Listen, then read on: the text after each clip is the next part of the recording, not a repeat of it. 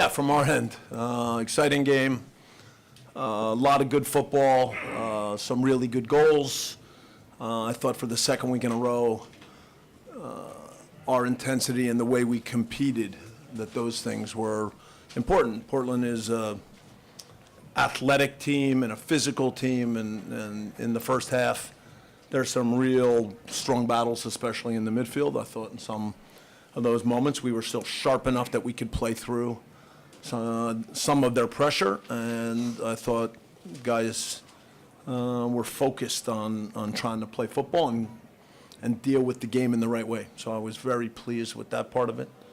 There's always important plays in games. We remember at the end when we have control, but Walker made a big block on Ibo Bis at 2-1, so that was a really important play.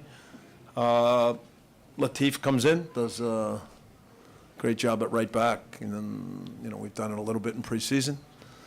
We've played him in the midfield in preseason, we've played him up front in preseason, and we've played him at right back in preseason. So he has shown that his natural football instincts and his quickness and his stamina and his way of just giving you everything it can be put anywhere on the field. So it's fun to watch. And so for me, he comes in at right back. He's involved in a bunch of plays where he steps into the midfield, comes away with loose balls, slips some good passes, makes some good runs. So that was also something that we were excited about, because I think it was 45 minutes against Columbus in the one training match, but obviously that's the first time in a regular match. Yeah, a lot of good performances, guys in the back. Again, Walker, Eddie Segura really strong. Another strong match from Jordan Harvey. Steve Betashore, some concussion symptoms, so we'll have to monitor that. Okay. Bob, pretty complete performance, 18 shots on goal, but you got a long way to go, obviously, in the season. How do you make sure that everyone stays focused and don't figure after 2 games they got this thing figured out? You try every day to create a football environment where they see the things that we're doing well, but they continue to understand how it gets better. So I'll find enough examples in this game of little things that still need to be better. We've tried from the beginning to challenge players to come in every day with an open mind, to be challenged, to be pushed, to understand how they can become a better player, what kind of football we want to play, how that needs to be worked on every day. So the response has been great, and in those ways, obviously, just keep going. We also know that in a long season, there's no such thing as just a smooth ride. You get tested in different ways, and so again, if you immediately start thinking towards next week, playing in Yankee Stadium against NYCFC, that's going to be a different kind of game and a very hard game. So we won't spend too much time. We'll look at the things that we think we did well. We'll look at a few things that still need to get better, and then we'll keep working and training every day. No worries about overcoming? No, usually we can control that. So I'm a nightmare, so that's easy. Bob, Yes.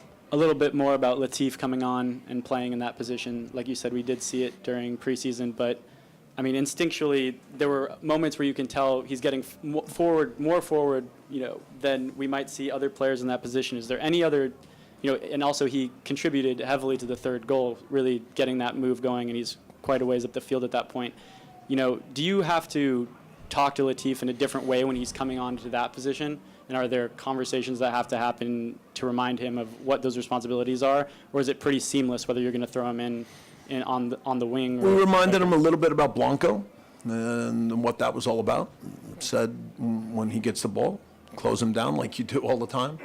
At a certain point when, I forget whether it was 3-1 or 4-1, Blanco stopped defending, and he was just hanging up the field. And so then we just have to understand as a team that we can take advantage of that, and sometimes Latif goes forward, and then Edward, or later in the game, Marc or Peter has to maybe control that, or a center back moves over. So those are things we work on all the time. I mean, Latif's going to play that position in his own way, and we'll work with him in terms of some positional details, but we don't try to fill his head with the textbook. You know, we don't use the textbook so much. Sweet. Bob, just to confirm, so Beitashour is on a concussion protocol, and then All I said is, from my knowledge, that he has had concussion symptoms. Okay. All right, I would wait for our medical staff then to talk about protocol and everything, so that's best coming from them. okay, and then Marc Anthony, is he okay? He got some. I'm told cramping, so, Coach, yes. up until Mark's cramping issue, how did you feel about his performance on the field, both the goal and outside of the goal, but specifically with the goal? You know, he mentioned it after the match. Obviously, his rehab, 6.5 months, finally being able to get on the goal sheet. What did you feel for him?